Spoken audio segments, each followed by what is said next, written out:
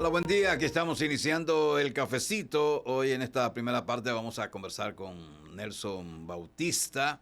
Es coordinador de la Fundación Ambiental Acción Verde y miembro de la Coalición Nacional para las Áreas Protegidas. Además es secretario del Consejo de Administración del Jardín Botánico, que está en Santiago. Buen día y bienvenido. Buen día, Jaime. Gracias. ¿Qué tal te han parecido estas lluvias? Maravillosa. Cada día que llueve, desde el punto de vista ambiental de ciudad y desde el punto de vista del Jardín Botánico, hay que hacer casi fiesta. Es maravilloso. Yo veo la gente, la mayoría, que se quejan de todo. Si llueve, se quejan. Si hace un sol que quema, se quejan. Digo, ¿pero qué es lo que quieren entonces? Es un tema impresionante. La gente no entiende normalmente que con estas burbujas de calor, con que llueva en la ciudad, no solamente, si usted se fija y tome nota en su casa, hasta la presión de la ducha aumenta por una razón simple. Te saludan ahí, mira. La gente... Carlos Manuel Estrella. Carlos Manuel. La gente se siente la presión de la ducha en el agua porque la gente deja de regar los jardines, deja de lavar los carros. Entonces, hasta en eso beneficia, en que el agua potable dura más en la ciudad cuando llueve. Sí, no, yo digo, teníamos desde inicio de este año no había llovido en una buena cantidad y en prácticamente en todo el país. Entonces vamos a recibir la lluvia con alegría, independientemente de que hay daños. Claro que hay daños, pero los daños son menores que cuando hay sequía. Y empiecen a notar a partir de esta semana en la ciudad los árboles, por ejemplo, los robles amarillos que están en algunas zonas, los amanes, como están todos florecidos porque reaccionan de inmediato a esa buena nueva que es la lluvia.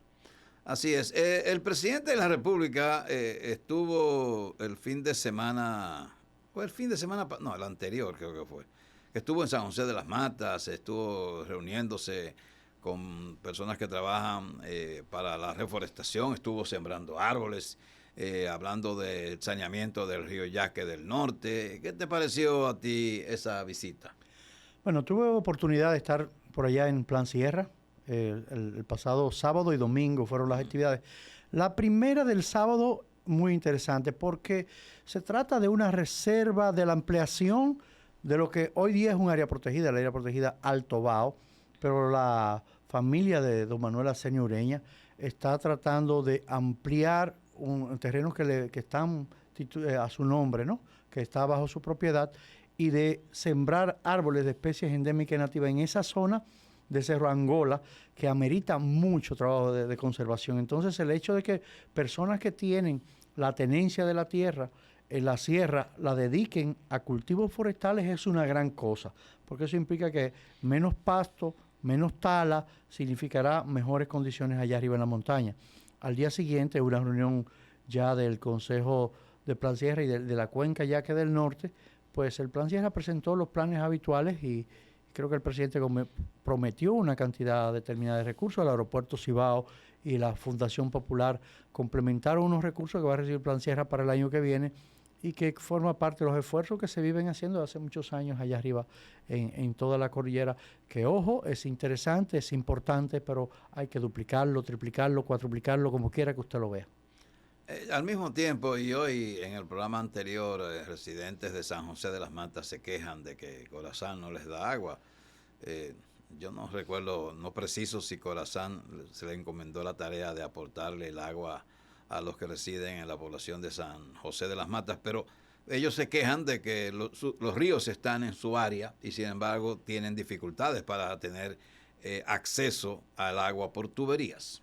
Fíjate, uno de los puntos precisamente que se tocó en la reunión de la Cuenca Yaque fue el hecho de que muchas de las poblaciones, y es impresionante cuando tú lo ves en por toda parte, que tienen no solamente los ríos, tienen las presas y no tienen agua. Ese es el caso de San José de las Matas, pero también es el caso de Jánico, también es el caso de Monción, también es el caso de Santiago Rodríguez, que tienen presas pero no tienen río.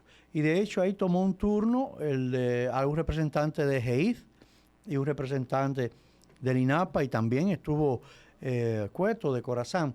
Corazán tiene una concesión que veo a lo largo de la carretera de Sajoma, letreros de ellos, no estaba tampoco consciente de que ellos tuvieran una intervención allá en Sajoma. Sin embargo, el propio presidente decía que eso era un absurdo y hablaba de la cantidad de acueductos que están en proceso de habilitación para que esas poblaciones tengan agua. Es muy doloroso cuando usted tiene una presa que abastece medio país y usted está seco sin agua. Eso es no solo es una injusticia, es una aberración absoluta, y esas poblaciones tienen toda la razón a gritar por lo que le concierne, porque al final de la jornada ellos son los llamados a cuidar el agua, a cuidar los bosques para que haya agua. Y una cosa es tú cuidar el bosque para que otro se beneficie y tú entonces pasar calamidades. Sí, porque una de esas comunidades es Bao, que por años ha estado reclamando un acueducto y todavía no lo tiene, y tiene la presa ahí, ahí casi en el centro del poblado. O sea que eso son cosas que no se explican, por qué eso no se ha resuelto. Así es, así es. Eso mismo Monción, y bueno, aunque esos 4 acueductos que mencionamos están en teoría en concesión, o no en concesión, sino ya en contratación, según dicho por los representantes de GEID, uno alberga la esperanza de que se hagan finalmente, porque en el caso de Monción ya esa presa tiene 20 años, 25 años, y esa comunidad no tiene agua, y lo mismo que pasa con Jánico es muy similar a esta realidad. Estos programas de siembra de árboles funcionan, o sea, se siembran árboles. Por ejemplo, el Banco Popular tiene un programa que lo desarrolla cada año con su personal y con invitados que siembran 2, 3,000, 4,000, 5,000 plantas. Después de ese sembrado, ¿qué? Fíjate, esa es una excelente pregunta. La pregunta es si funciona. Normalmente sí, porque no solamente tiene la función física de que se plantó el árbol a ver si crece, sino que hace involucrar a la gente en la sensibilidad y en ese vínculo con la tierra de sembrar un árbol. Pone de ejemplo una empresa bancaria que, al igual que muchas otras tantas, tenían bosques dedicados en la sierra. Ahora vienes en el colofón de el qué. El qué es que esos bosques deberían permanecer ahí para toda la vida y formar parte del patrimonio forestal y de la biodiversidad ecosistémica del país. En el caso de los bosques de la sierra, tuvimos la maltrecha ocasión en 2019 de que una plaga que llamaba Ips calligraphus, es un barrenador del pino, dañó muchas de esas plantaciones, y muchos de esos bosques que tenían ya más de 20 años establecidos hubieron de ser talados casi en su totalidad. Y es como un empezar de nuevo. Entonces, ese qué tiene que ver con que es tan importante plantar el arbolito nuevo en los terrenos que lo ameritan, como cuidar lo que ya tenemos, y siempre será más eficiente tú impedir que lo talen, cuidar lo que tienes, a tener que reemplazarlo después que está talado. Porque ese retroceso que tuvimos en 2019, vamos a necesitar por lo menos una década para recuperarlo. Lo que indica que no es fácil. No es nada sencillo. Pero que la gente también, hay gente que por ignorancia y por deseo de hablar de lo que no sabe, critica cuando se talan esos árboles, que lo que hace es contaminar a otros árboles.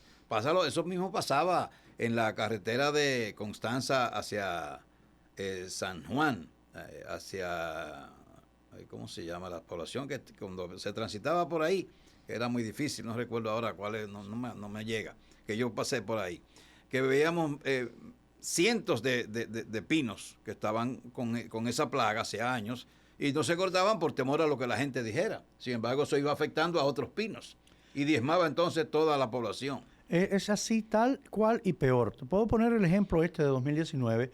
Muchos estudios, incluyendo funcionarios del Ministerio de Medio Ambiente, señalaban la necesidad de que se hicieran intervenciones programadas, selectivas, de acupuntura, si se quiere, en los bosques de la sierra, para eliminar las poblaciones de esa plaga antes que se extendieran. El ministro del momento, que hemos recordado infaustamente 1000 veces, que era Ángel Esteves, en su mente obtusa entendía que era una treta para talar los bosques y no permitió esa tala de manera controlada. Tuvo que intervenir un matero, Gustavo Montalvo, ministro de la Presidencia, poner presión, y cuando vino a poderse intervenir ya era muy tarde. Hubo que talar 3 veces o 4 más lo que era necesario talar en su momento. La gente puede, para darse cuenta de eso, no tiene que recordar, memorizar lo que era alrededor de lo que es lo que era el Hotel La Mansión, que ahora es un residencial, que estaba totalmente cubierto de pinos. A raíz de esa plaga quedó prácticamente sin un árbol. Y eso se debió al descuido en esa tala selectiva, en esa tala coordinada. Entonces, el fundamentalismo de que toda tala es negativa es algo que hace a veces más daño que la tala en sí mismo. Pero eso es lo mismo que muchos que se llaman ambientalistas o ecologistas. Yo no sé la diferencia entre uno y otro. Tú me lo has explicado varias veces, pero sigo sin entenderlo. Es lo mismo que una persona, un empresario que se dedique a sembrar árboles, pero para aprovecharlo, ¿verdad? Aprovechar los árboles adultos. Hay gente que critica eso y que lo presenta como algo nocivo, algo que es dañino. Pero, hermano, si se invierte para eso y se talan a los árboles que ya están adultos, yo creo que eso hay que verlo como algo normal. Es absolutamente así y un poquito más. O sea, el país muchos años promovió ese modelo. Mientras estaba en la Sociedad Ecológica del Cibao, promovimos ese modelo, por ejemplo, en las lomas de Arroyo del Toro, allá arriba en los Amaseyes, para que las personas sembraran árboles y después tuvieran derecho a corte. 20 años después, algunos de ellos han tenido dificultad para tener los permisos de eso. Estamos partiendo de fincas que estaban llenas de pasto o de ganado y que hoy día ha sido muy difícil. Eso se llama certificado de plantación con derecho a corte o planes de manejo. Lo que pasa es que a veces se mezclan que tú tienes un pedacito de tierra, por decir algo, de 100 tareas y siembras unos arbolitos que van a estar en desprovecho en 20 años y al otro año tú quieres que te dé un permiso de corte, que no es de esos arbolitos, sino del bosque natural. Entonces ahí ya lo tergiversas. Y en sentido opuesto también tiene familias, puedo volver a mencionar a la familia de Manuel Arsenio Ureña, hizo muchas plantaciones de caoba en la frontera por Dajabón. Y al final de la jornada han decidido no talarlas, han decidido conservarlas. Lo mismo puedo decir de la familia de Moya, que tiene una gran plantación de pinos en la sierra que fueron originalmente plantados con esa intención de planes de manejo, porque tiene una empresa maderera. Y las últimas veces que he conversado con don José, me dijo que prefería aprovecharlos de pie, desde el punto de vista ecoturístico, ambiental, lo que debería ser el pago por servicio ambiental, que el que tenga un bosque se le pague Claro, una cuota por ello. para que lo cuide. Entonces, al final lo primero que tú tienes que lograr es que la gente siembre. Y después, pues, discutimos esa parte de la intervención técnica para que la gente viva de ello. Porque hablamos del conuquismo en esas zonas montañosas, el daño que provoca. Sí, digo, pero vamos a desarrollar un plan que permita que esa gente que vive en la montaña y que está sembrando y tumbando árboles, pues esté abajo, pero que el gobierno le suministre fondos para que pueda vivir. Desde luego, hay una figura legal para eso, pagos por servicio ambiental, y Santiago y la región ha tenido de algún modo la primacía en ese sentido, participa Corazán en ella. Se supone que nosotros, los beneficiarios del agua de toda esa sierra, desde Jarabacoa y la parte de la cuenca Yaque, debemos pagar una pequeña cuota, a veces imperceptible en tu propia factura, para que esos bosques de allá arriba tengan un cuidado. Entonces, esa ley que tiene ya carácter de legislación, pero que su proceso de ejecución ha sido muy tímida, es una de las esperanzas de países como nuestro para que haya más bosques en otras zonas. Y no es un invento traído por las greñas. Países como Costa Rica, como Chile, en Europa, eso ha funcionado perfectamente y ha sido una de las herramientas más útiles para que la gente, en vez de tener 2 vacas merodeando en toda una loma para sacarle 100 pesos porque un dominicano de la diáspora ha decidido talar un pinar para tener 2 vaquitas y verla cuando viene, tenga un bosque que produzca oxígeno, que retenga el suelo, que ayude a la infiltración del agua, que mejore el clima, etcétera, etcétera, etcétera, y un lago, etcétera, y pueda a su vez recibir recursos por ello. En ese momento en que entendamos eso y que eso se haga una norma, habremos crecido grandemente en la conciencia ambiental. Vamos a unos mensajes, estamos en el cafecito.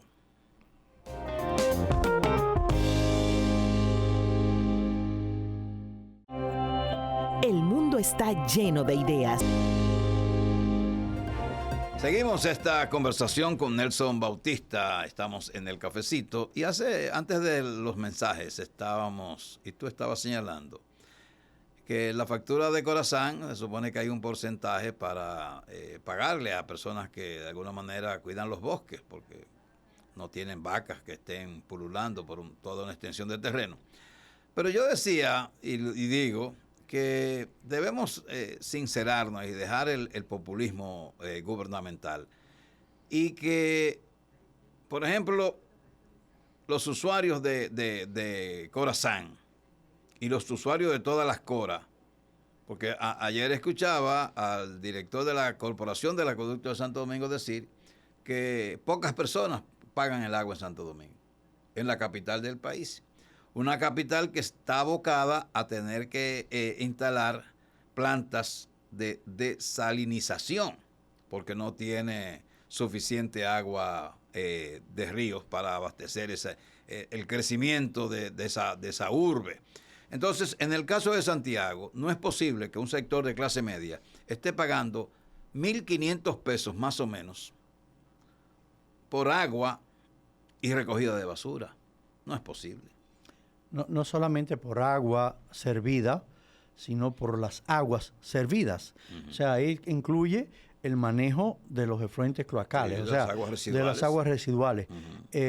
Incluye la basura, tal como dice, se incluye el agua potable, que cuando escasea, cuando no la tienen, en un solo día, en un solo camión tanquero para su cisterna, cuesta 1.500 pesos.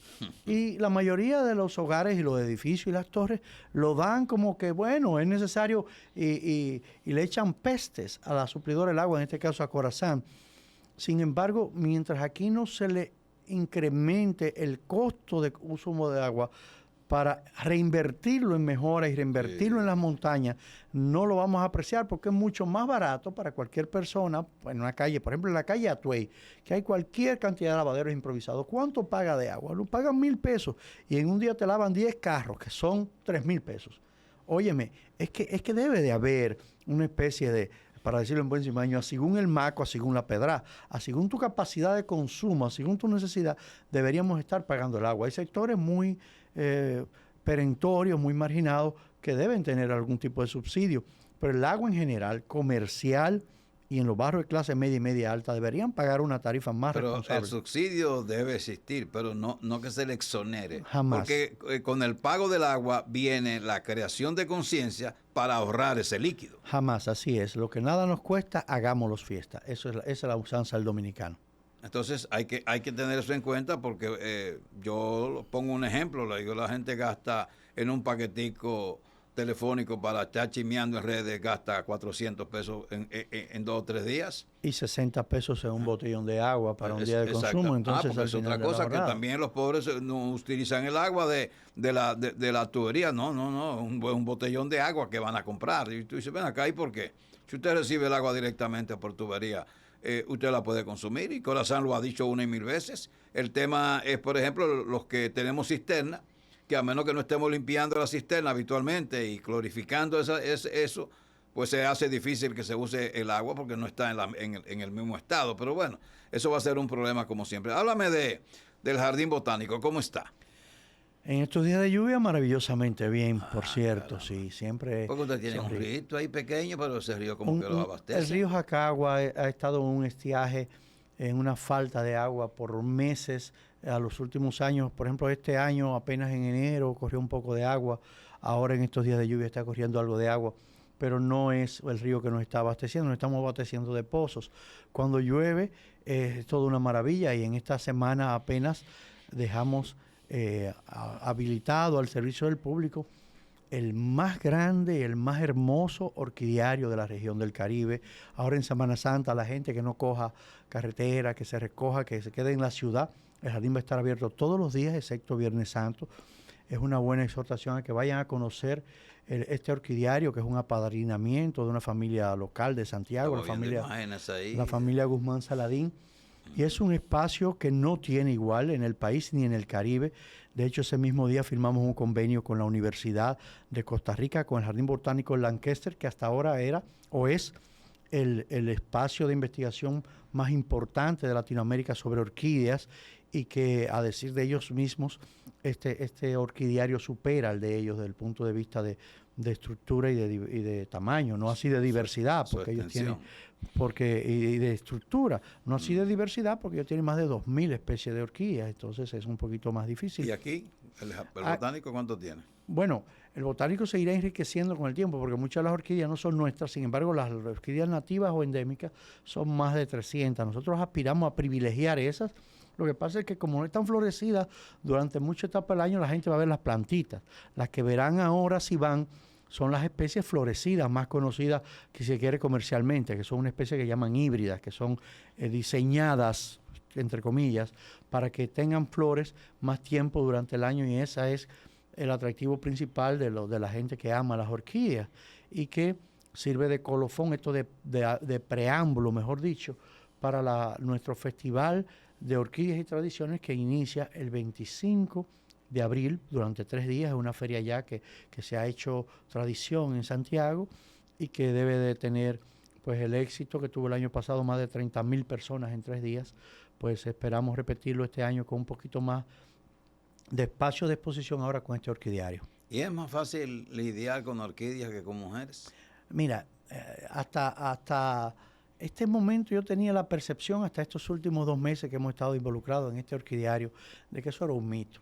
Sin embargo, después que nosotros nos enfrascamos con la Sociedad de Orquidiófilos del Cibao en estos espacios, y que te decían, no, porque mira, en esta esquinita eso tiene que darle el sol, y un poquito más para allá, no, mira, en esta esquinita tiene que tener riego todo el tiempo, y en esta otra esquinita es regala una vez al día, y sobre ese árbol eso es 2 goticas de agua cada 15 días, no, porque en aquella otra necesita que haya viento, y en esta otra que no haya nada de viento. Ya ahí está complejo el tema. Es un buen capítulo para el mujerólogo, porque yo pensaba que no había nada más difícil de... ¿Que una mujer? No, pero ya con el orquidiario ya estamos convencidos de que hay una competencia férrea. Yo he querido sembrar en mi casa, aunque sea una orquídea, una sola, pero cuando he entrevistado a unas damas que tú has enviado allá, sobre eso digo yo, no, espérate, eso no es para mí. No hay necesitan cariño y atención, es la verdad, pero es un mundo maravilloso. No, a mí me gusta verlas florecidas, pero ya mi interés de sembrarla, ya yo he tenido que suprimir ese deseo, porque no hay forma. Vamos a colocar unos mensajes, estamos en el cafecito, no se muevan.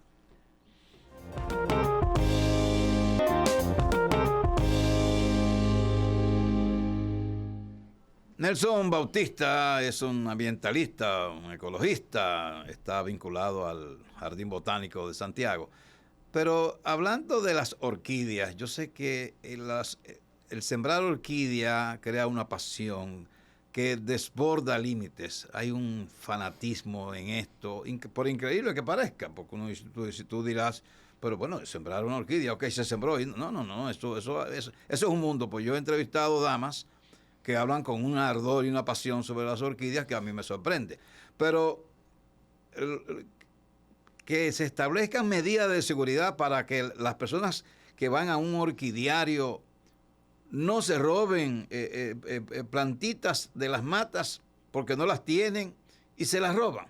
Y hay que dejar las carteras afuera. Tal como lo dices. No, pero y en el renovado orquidiario... Eso es lo último que uno pueda pensar. En el renovado orquidiario lo primero que se probó fue el sistema de cámara de vigilancia. Ajá. Que hay cámaras por todas partes para prevenir eso. Hay orquídeas que están dentro de una vitrina, por ejemplo, durante la exposición, para reduplicar eso. Y como medida adicional hay que restringir la entrada de personas con bolsos en las manos, especialmente las mujeres. No porque las mujeres tengan más tendencia a eso. Hay muchos hombres apasionados con las orquídeas, igual o más a veces que las mujeres.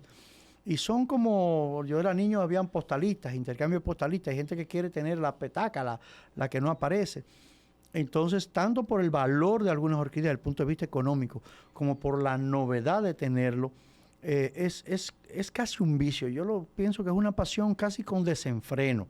Y eso queda muy bien establecido cuando hacemos el Festival de Orquídeas, porque ningún otro evento que hace el jardín, que los hace temáticos en muchísimos aspectos, concitan más visitantes y más fiebre que eso las orquídeas. De modo que en el caso del orquidiario hemos tenido que redoblar las medidas de seguridad. Un área promedio en el jardín tiene 1 o 2 cuidadores, el orquidiario tiene 5 cuidadores, tiene cámara de seguridad, tiene una verja perimetral, tiene una puerta única de acceso y una de emergencia, pero una de acceso o salida.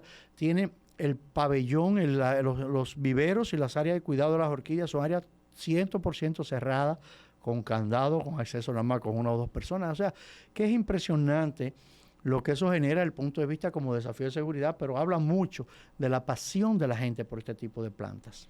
Pero es increíble que uno oiga esto y asimilarlo también es mucho más todavía, porque resulta cuesta arriba pensar que se tengan que tener tantas medidas de seguridad para evitar que gente consciente sea capaz de hacer algo negativo, de robarse algo.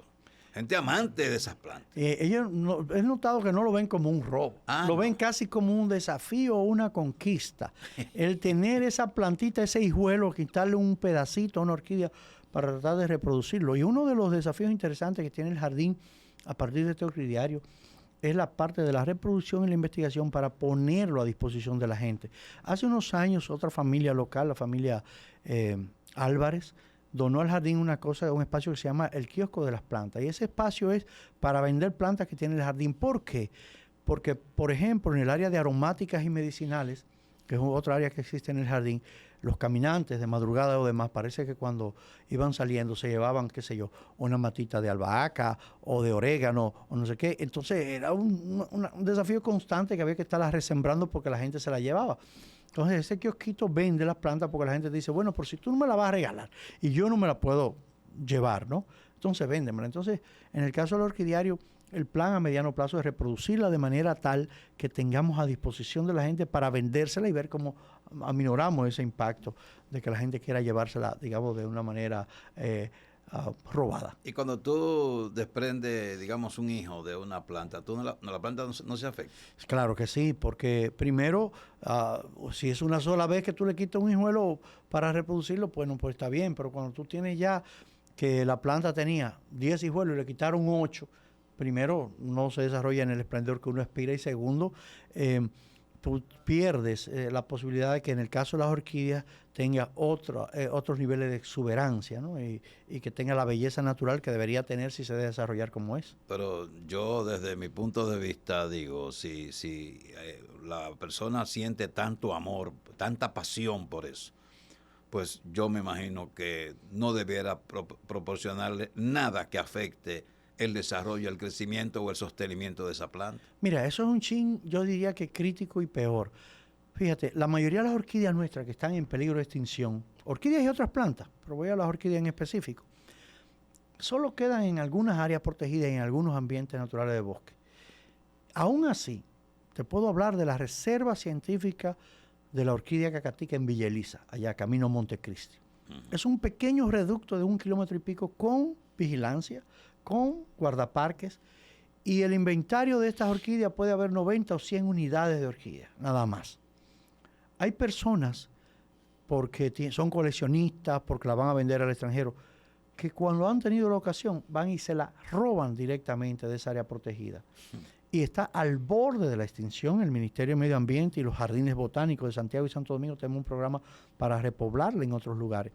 Entonces, es todavía peor que eso, es que hay orquídeas que están a punto de extinguirse y en su ambiente natural ya no se reproducen y lejos de reintroducirla para que haya más, hay gente que van y la buscan, personas con un índice de conciencia, un egoísmo extremo y que no saben el daño severo que le están haciendo a esas plantas. Sí, porque no se las roban para venderla. Sino algunos sí, algunos sí. Bueno, cuando tú ves una orquídea cacatica en venta en internet que se venden bien, lo más probable es que se la hayan robado su ambiente natural porque la reproducción, nadie se dedica mucho a eso. Es muy difícil. Es muy difícil. Necesitan laboratorios especializados. En el país hay 2. Uno en el Jardín Botánico Nacional y otro en Salcedo de manera científica, ¿no? Y próximamente, bueno, en el Jardín Botánico de Santiago para el año que viene queremos tener uno. Entonces, el que la vende ya muy probablemente la haya traído de su ambiente natural. ¿Y en ambientes controlados no se reproducen las orquídeas? Mira, cuando tú preguntabas ahorita si era más difícil que las mujeres, es más difícil que muchos otros procesos. Nosotros tuvimos unas conferencias magistrales porque son doctores, magíster en orquídeas. El doctor Adam Carreman es el director del Botánico de Lancaster, y dio una conferencia el sábado en la mañana en el que se llamaba Desmitificando la polinización de las orquídeas. A una persona como tú le hubiera encantado, porque hablaba, por ejemplo, de una cosa que se llama falsa cópula, que no es más que una orquídea simula ser la hembra de un insecto, para que ese insecto trate de copular con ella, y en esa cópula se lleve el polen y polinice otra. Entonces, en un ambiente natural, si tú no tienes el insecto que la poliniza, tú no vas a tener la reproducción de la orquídea, tú vas a tener esa, pero no se va a reproducir. Y esa es una de las bellezas de la naturaleza y la fragilidad del equilibrio, de que cuando una persona entiende que hay un insecto que no sirve para más nada, desde un mosquito hasta una mosca X, y no entiende que tiene un rol como ese en la naturaleza, pues eso es lo que lo hace, digamos, hermoso los equilibrios ecosistémicos. Bueno, ese es un mundo que hay que apasionarse para entenderlo porque es muy complejo. Pero el tema de las orquídeas yo sabía que generaba pasiones, pero no ese desborde así, de incluso usted robarse algo, porque no se le puede poner otra cosa.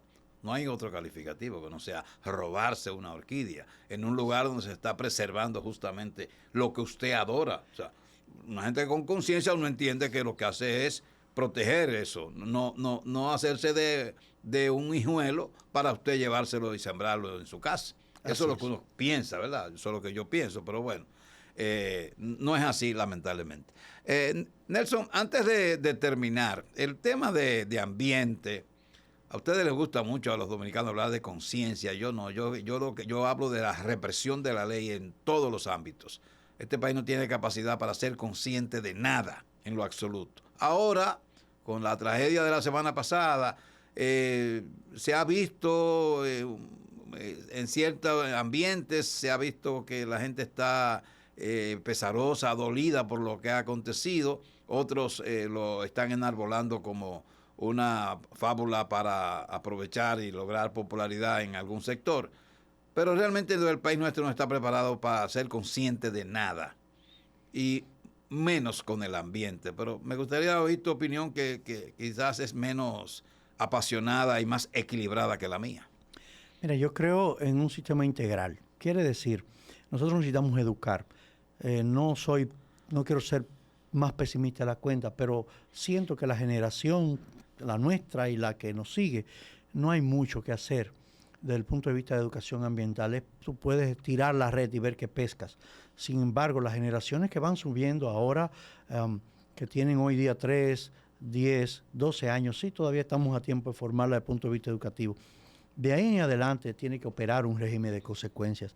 Si no hay consecuencias, si la gente no se le da por el bolsillo o por la coerción de su libertad, es cero la posibilidad de que nosotros tengamos una efectiva protección del ambiente. Si a esa persona que compró esa loma acá en Palo Alto, en Jacagua, y que entendió que la vegetación que estaba ahí en esa área protegida no le gusta y lo que quiere es poner otra vegetación y te manda a tumbar 50, 100 tareas de tierra pelada en cero y que el río se embrome, por no decir otra palabra, si a esa persona no le ponen una multa tan severa como lo que cuesta su terreno, si no le ponen una prisión, una retención de su libertad, si no le ponen un impedimento de desarrollar esa área, lo más probable es que el vecino que hizo eso, que del que hizo eso, lo quiera hacer también. Si esa persona que contrató a ese haitiano para que le tumbe 10 tareas de tierra de pino en la loma para meter 2 vacas, no lo meten preso, no le hacen sembrar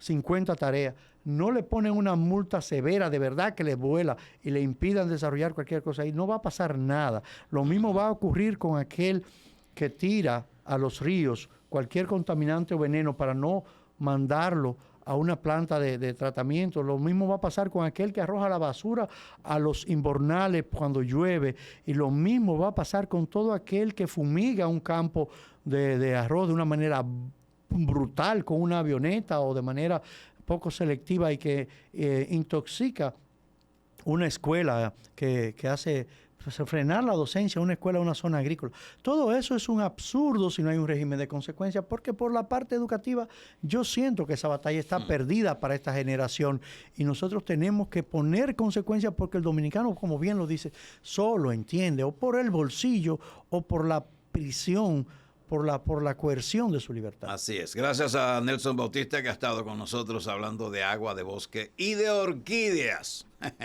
Vamos a los mensajes para la parte final del cafecito de hoy. Vía Zoom desde Santo Domingo, el subdirector del COE, el señor José Luis Germán. Buen día, señor José Luis. Háblenos de la vaguada primero, de las provincias que están en alerta, si esto va a continuar durante toda la semana, y después del operativo que ustedes están encabezando. Claro, muy buenos días. Buen día. Muchísimas gracias por la oportunidad que nos brinda, ¿no?, de estar con ustedes y, como siempre, ofreciendo las informaciones pertinentes. Mira, ciertamente tenemos una vaguada que está interactuando con una un sistema frontal. Entonces, en ese sentido tenemos provincias en alerta, por lo que la población tiene que tomar en cuenta y abstenerse de cruzar ríos, arroyos y cañadas, pero también darle un estricto seguimiento al tema climático, porque ya el domingo, el domingo Ramos, iniciamos lo que es la Semana Santa. Las provincias que están en alerta amarilla son Santiago, Puerto Plata, La Vega, Atomayor, Samaná, Monseñor Noel, Sánchez Ramírez, Santiago Rodríguez y El Seibo. Y en alerta verde tenemos Hermanas Mirabal, Provincia Duarte, Dajabón, Montecristi, Valverde, Espaillá, Monte Plata y María Trinidad Sánchez. Esta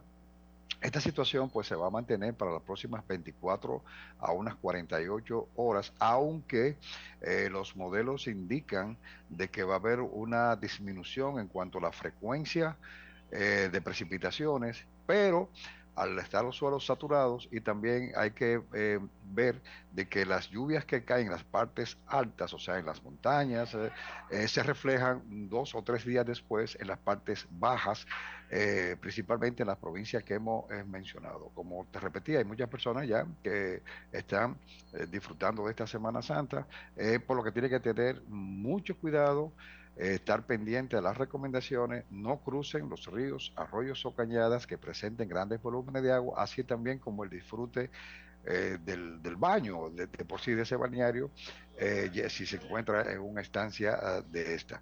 Eh, Eso es cuanto a la parte climática. Ahora, en cuanto al, no sé si hay una pregunta referente al tema de las alertas o continúo ahora No, no, con puede pasar, ya se entendió, puede pasar al operativo de Semana Santa. correctamente. Conciencia por la vida es nuestro eslogan, digamos, institucionalizado, porque queremos llamar una conciencia, que la persona tenga conciencia por preservar su vida. Entonces, a partir del jueves, estaremos ya, digamos, de lleno, un 100%, toda la fuerza de tarea compuesta por más de casi 50.000 personas, o sea, 49.997 colaboradores, estarán desplegados en todo el territorio nacional a través de unos 3.429 puestos de socorro. Hemos dispuesto unas 616 ambulancias presto para dar asistencia prehospitalaria y traslados, así también como 53 puestos de grúas, unas 27 embarcaciones, unos 26 talleres móviles desplegados en las principales carreteras del país, tanto públicas como privadas. Le hablaba también de, vamos a tener 3 helicópteros dispuestos por el teniente general Carlos Onofre, de manera tal que no solamente para supervisión, sino para cualquier situación que pudiese presentarse y hacer traslado también, digamos, a hospitales o cualquier situación. Esta fuerza de tarea estará, digamos, coordinada por 9 centros de mandos que serán regionales. Y para el tema de que siempre tenemos los inconvenientes de personas que se desplazan en la parte trasera de una camioneta, que está prohibido a propósito, y el exceso también de más de una persona en los motores, pues tendremos en disposición en algunos puntos autobuses de la OMSA. Por ejemplo, en la parte este, esos autobuses llegarán hasta Juan Dolio, si no mal recuerdo, y de ahí retornan a las personas de manera, a una hora ya que se coordina, o sea, estarán saliendo los autobuses. Vamos a instalar 3 hospitales móviles para ir descongestionando. Dios no lo quiera, esperamos que todo se mantenga, digamos, normal. 3 hospitales móviles con gran capacidad de cama para descongestionar los hospitales, digamos, del país.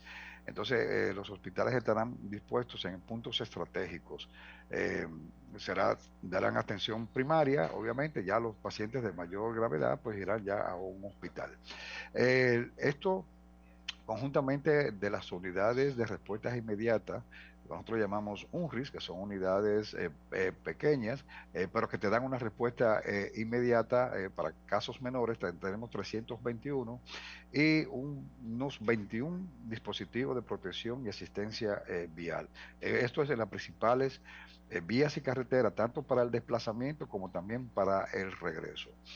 Las regulaciones que vamos a tener en este asueto, está prohibido las bebidas alcohólicas dentro de las playas, sí, no solamente el consumo, sino también las ventas, principalmente si una persona, o sea, no es que vamos a prohibir que beba per se, pero sí tener control con el tema del alcohol por las botellas de cristal que puedan ocasionar daño a los bañistas o los usuarios de las playas.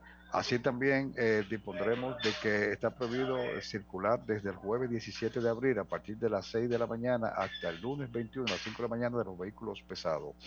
Está prohibido los deportes acuáticos que representen en peligro, como los llamados bananas, los four wheel, los jet ski, etcétera, de manera tal de que no ocasionen ningún daño. Al igual que el uso de los motores, aunque ya lo mencioné, lo voy a reiterar porque ese es uno de los dolores de cabeza más grandes que tenemos nosotros. Y estadísticamente, pues se ha demostrado de que el 80%, casi 90% de las fatalidades y de los accidentes ocurren con motores. Máximo 2 personas, como mencioné, pero con sus cascos de protector. O sea, no diga que el chofer o que va adelante va a tener el casco y el pasajero, no, son los dos.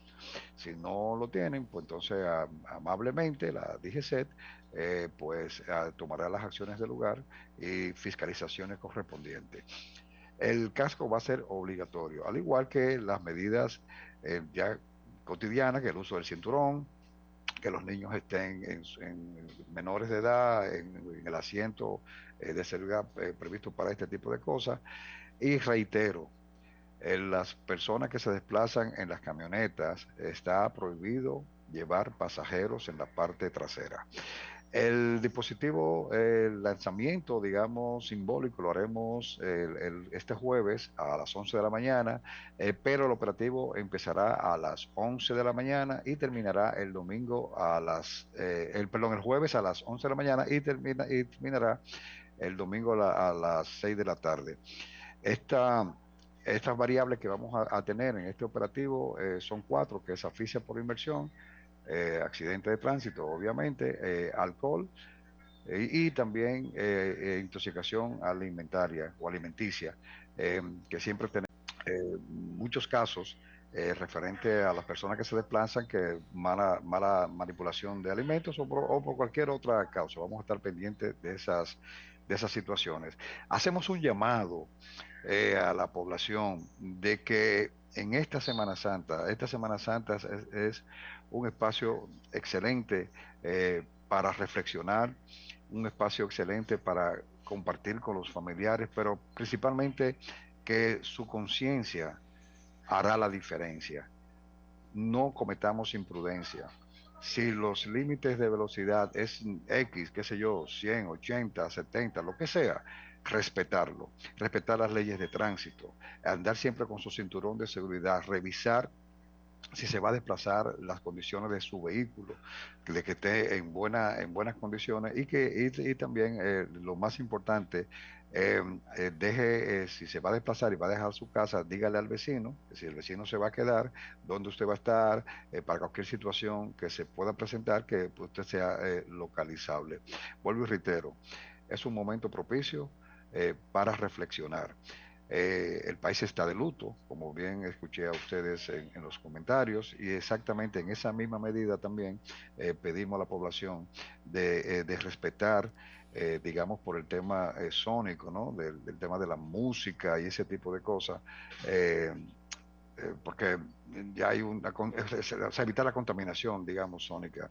Es costumbre llevar unos bocinones grandísimos en las playas, eso lo vamos a prohibir, pero eh, pedimos esa conciencia, ¿no? De que cooperemos todos. Este plan está diseñado para que no haya fatalidades, pero si la población no pone su granito de arena para que esto sea un éxito, este plan no va a funcionar. Así que apelamos a la conciencia de la población para que apoye a las autoridades, específicamente a las autoridades que van a estar ya involucradas directamente, de protección civil, defensa civil, Cruz Roja, bomberos, policía, bueno, etcétera, todo el personal, más de 49.997 personas, para que entonces respetar las medidas que ellos dispongan y estar pendiente con el tema climático a través de los informes que seguiremos emitiendo y con el Instituto Dominicano de Meteorología. Muy bien, muchas gracias, señor José Luis Germán, subdirector del COE. Por favor, hágale llegar a los demás que trabajaron en el desgraciado hecho ocurrido la madrugada del martes pasado nuestra solidaridad, y en especial al director del COE, el general Juan Manuel Méndez, que demostró su valía junto a los demás, pero que en su último anuncio evidenció su humanidad y su sensibilidad, y eso nadie debe tener el valor de criticarlo, pero vivimos en un país salvaje y todas esas cosas hay que vivirlas. Gracias por su participación. Siempre a su orden. Terminamos el cafecito, sigan con Teleuniverso.